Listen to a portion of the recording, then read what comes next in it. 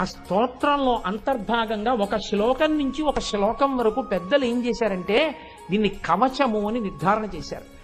ఆ శ్లోకాలు విన్నా, ఆ శ్లోకాలు పలికినా ఉత్తరక్షణ ప్రయోజనం వస్తుంది. దీన్ని సాధారణంగా ఏం చేస్తారంటే ప్రతిరోజు ఇంట్లో యజమాని చదవాలి. ప్రతిరోజు యజమాని చదువుకుంటూ ఉండాలి. యజమాని చదివినా ఎప్పుడైనా తన వారికి ఆపదొస్తోందేమో అని భయం వేసినా స్నానం చేసి ఇది ఒకసారి చదువుకోవాలి. ప్రతిరోజు యజమాని చదువుకోవలసింది కవచం ఉపదేశం తీసుకొని. అందులో దుర్వాసో మహర్షికి ఎలా కనపడ్డాయో తెలుసా అండి అమ్మవారి యొక్క నామాలు? మనం కురువింద మణిశ్రే నీకనత్కోటి ఇరమండిత అని వశిన్యాది దేవతలు అన్నారు.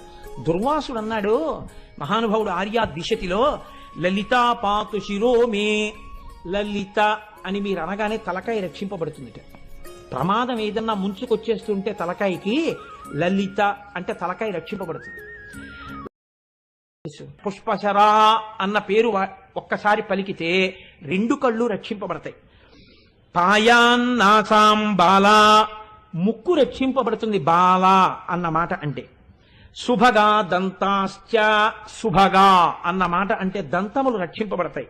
సుందరీ జిహ్వాం, నాలుక రక్షింపబడుతుంది, తప్పుడు మాటలు మాట్లాడడం, విశేషంగా జిహ్వ కోసం తినడం తగ్గించుకుంటాడు. సుందరి సుందరి సుందరి అన్న మాట వాడితే.